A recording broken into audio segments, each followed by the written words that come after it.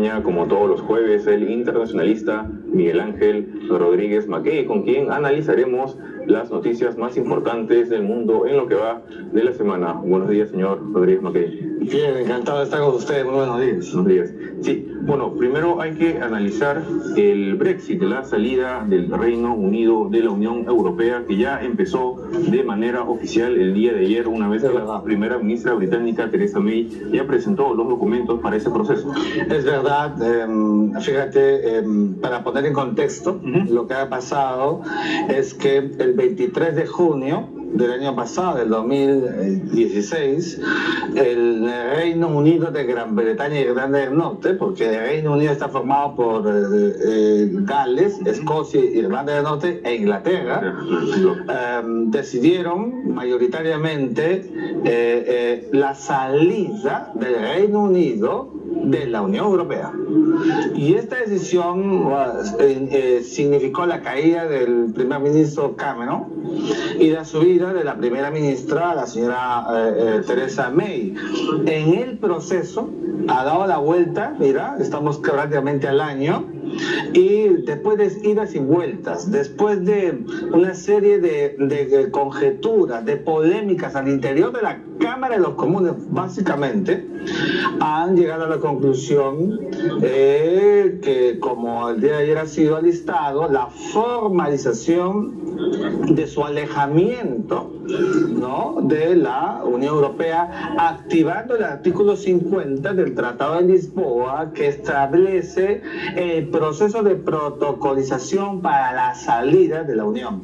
Estamos hablando de un proceso que, además de lo que significa el punto de quiebre notable económicamente para la Unión Europea, perder al Reino Unido, estamos hablando de un país importante que es miembro del Consejo de Seguridad de las Naciones Unidas, significa también un proceso que puede tener al interior del Reino Unido también otra escisión, porque Escocia e Irlanda del Norte no quieren salir de la Unión Europea. Entonces, de hecho, Escocia ha pedido un nuevo referéndum. Claro que sí, y entonces pueden alistarse aquí procesos independentistas al interior del Reino Unido que pueden terminar socavando, primero, la naturaleza de la unidad del Reino Unido, y segundo, si eso prosperara, se debilita, pues. Entonces, hay un problema ingente que puede surgir, además del que ya se alista como consecuencia de este proceso, que ayer mismo, en Bruselas, los propios negociadores no están contentos y empezaron a colisionar con el propio Reino Unido, lo cual es penoso, porque el Reino Unido ha sido parte de este bloque exitoso cuando surge por el Benelux en los años posteriores a la Segunda Guerra Mundial. Se instala como Comisión Europea. En 1993, por el Tratado de Maastricht, se hace Unión Europea. 28 países lo integran, un modelo con el euro y con el territorio Schengen, que además, para el caso del Reino Unido, fue una excepción, es decir, no se aplicó. Ellos no han usado el euro, ni eran parte del territorio Schengen, pero con todo eso debemos coincidir, Jean-Pierre, que el último atentado que comentábamos la semana pasada ha apresurado esta salida, porque finalmente los londinenses y todos los británicos lo que no quieren es el ingreso de terroristas camuflados entre los refugiados. Correcto. Ahora, también cabe resaltar que esta decisión del Brexit no ha sido un tema de decisión de los políticos, sino del pueblo, mediante un referéndum, ¿no? Sí, evidentemente, y justamente porque es una decisión mayoritaria del pueblo, entre los que han votado muchos hombres, las mujeres más bien, y los jóvenes han querido permanecer en la Unión, pero es la democracia. Claro, siempre hemos dicho que la democracia es imperfecta, sí, pero debe respetarse, como muy bien aludes, y le está pasando, a mi juicio, una de las mayores crisis en la estabilidad de la mirada ultraactiva de lo que significa el Reino Unido, porque su aparejo internacional, Pierre, es ahora comportarse solo en el sistema internacional, cuando más bien en el sistema internacional los aparejos están determinados por los bloques.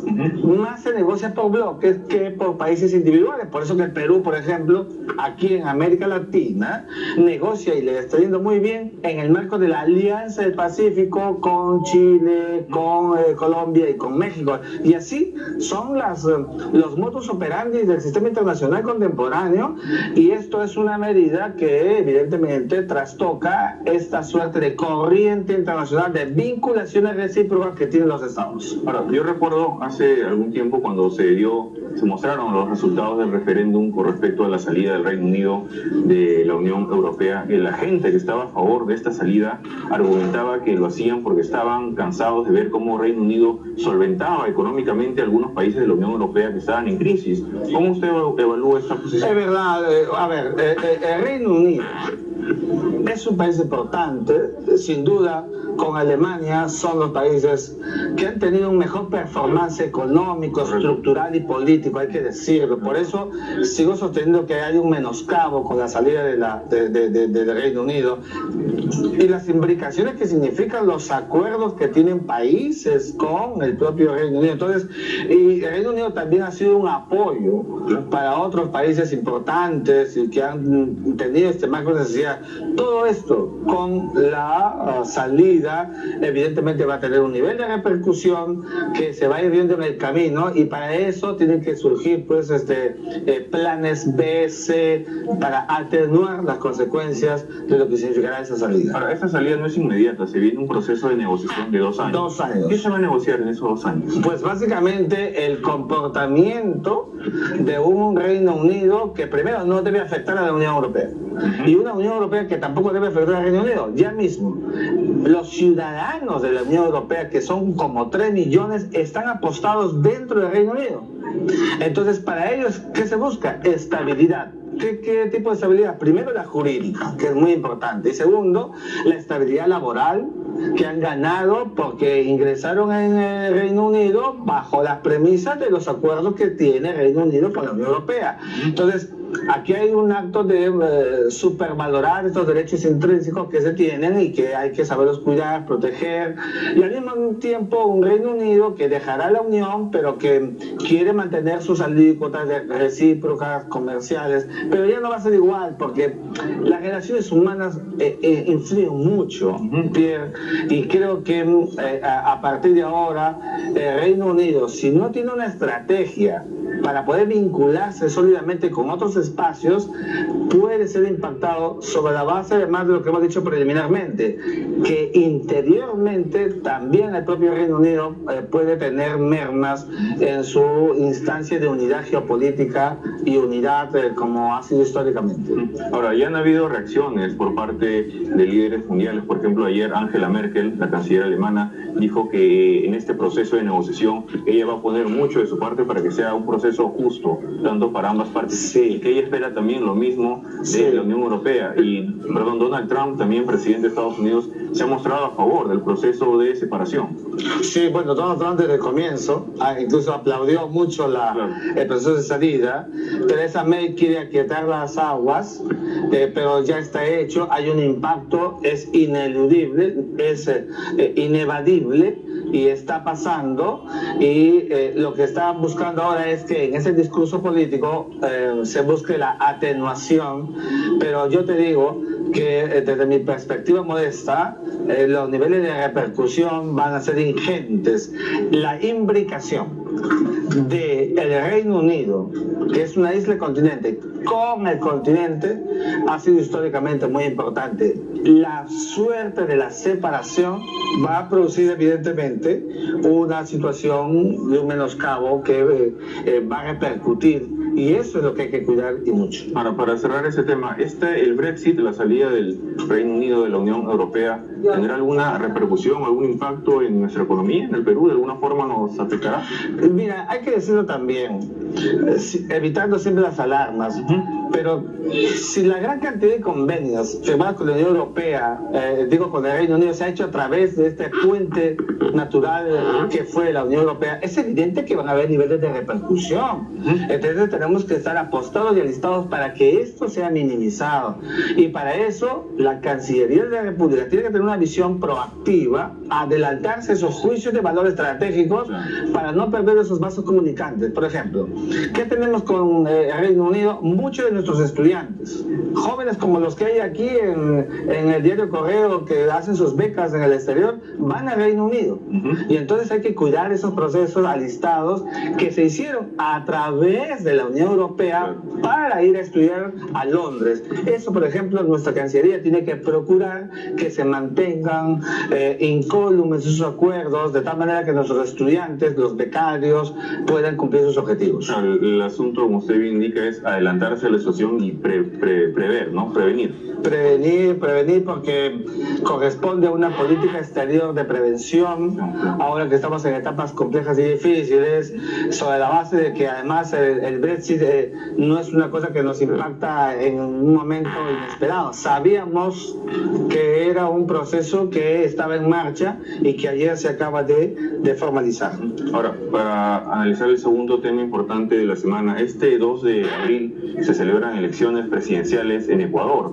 Es la segunda vuelta y se va a conocer al sucesor de Rafael Correa, el socialista que ha estado durante 10 años como presidente de Ecuador. Tenemos por un lado al candidato oficialista, correísta, Lenín Moreno, y por el otro lado al banquero Guillermo Lasso.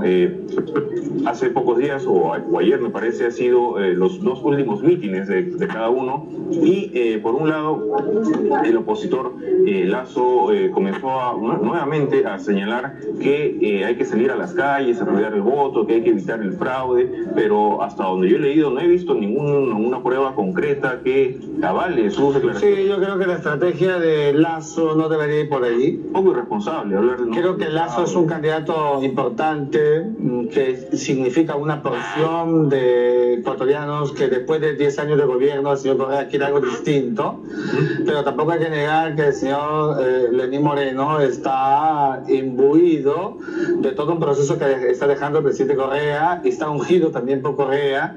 Claro. Es un tipo de los más carismáticos que tiene Ecuador, tiene un alto porcentaje de aceptación, casi llega al 40%, y si 10 puntos lo diferenciaban era ipso iure en ese momento, te acordarás, hace un mes presidente de Ecuador. No, de hecho sí le sacó los 10 puntos, pero creo que le faltó. Le faltó para llegar a los 40. Claro, le faltó muy poquitito. Le faltó, entonces... La primera vuelta.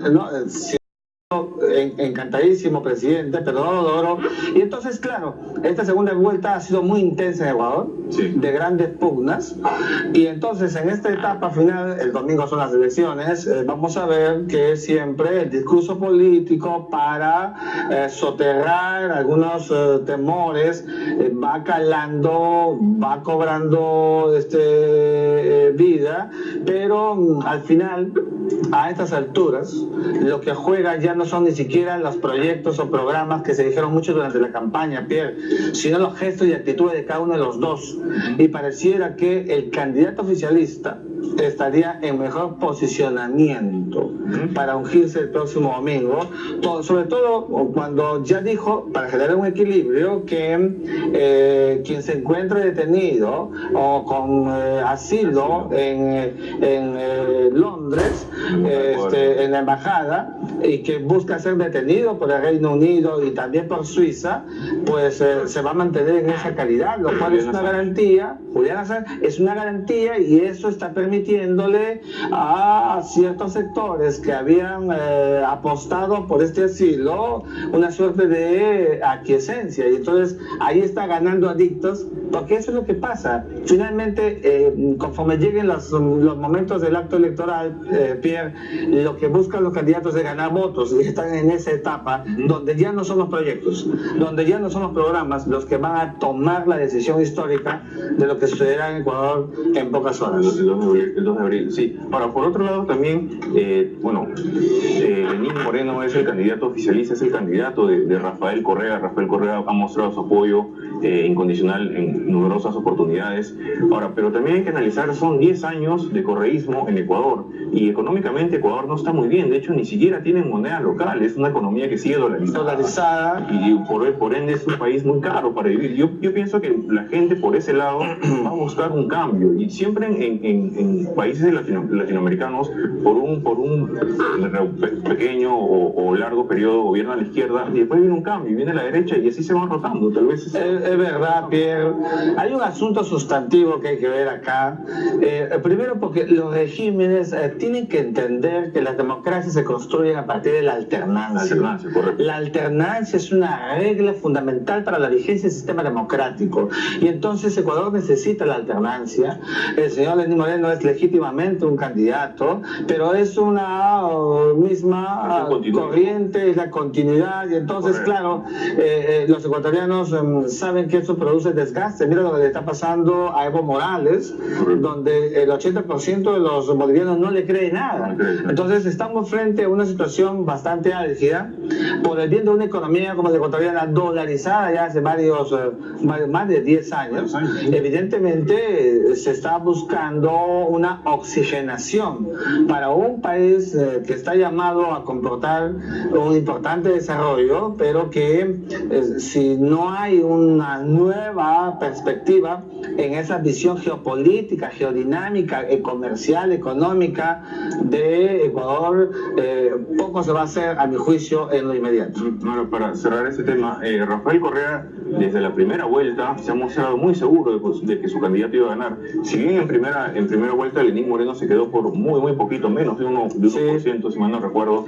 Después, cuando ya se supo que iba a haber una segunda vuelta, Correa se seguía mostrando muy confiado de que su candidato iba a ganar. Ahora, hay encuestas que también le dan cierta ventaja al oficialista, a Lenín Moreno, pero ahora también, teniendo en cuenta que la democracia no es una virtud del gobierno de Correa, no es descabellado pensar que esas encuestas hayan sido compradas por parte del correísmo. ¿Cómo analizar eso? Y además, algo adicional, Pierre, que muy bien dices, el gobierno de Correa no ha sido una relación interesante ni buena con los medios de comunicación, con los que ha estado siempre peleados. Sí. Ha manejado los medios, aprendió eso del chavismo, hay que decirlo, del cual discretamente quiso alejarse, pero ahí tiene esa impronta.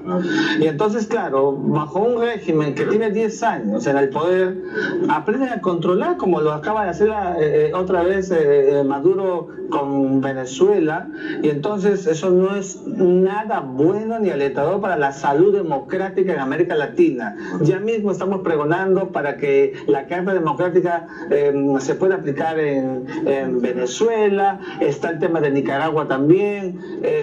Creo que la salud de América Latina está forjada en la alternancia, mucho caudillismo, y hay que evitar la alternancia, hay que evitar que se produzcan estas situaciones de permanencia en el poder, y evidentemente a partir de allí recrear opciones legítimas, aspiraciones que tienen los diversos sectores de la región. Pero un último comentario también, vemos que también si es que Lenín Moreno pierde y finalmente gana el banquero Guillermo Lasso, el candidato de derecha, Ecuador se convertirá en un país más que abandona el llamado socialismo del siglo XXI, como lo llamaba Chávez. Por un lado ya se fueron los Kirchner de Argentina, Evo Morales al parecer no va a ser candidato en Bolivia, en Perú, bueno, ya salió Humala, ahora entró PPK, en Ecuador ahora Correa va a salir después de 10 años. O sea, vemos un cambio de ideología en toda la región latinoamericana también. Es verdad, y estos giros que se están produciendo, el mapa geopolítico de la región empieza a cambiar,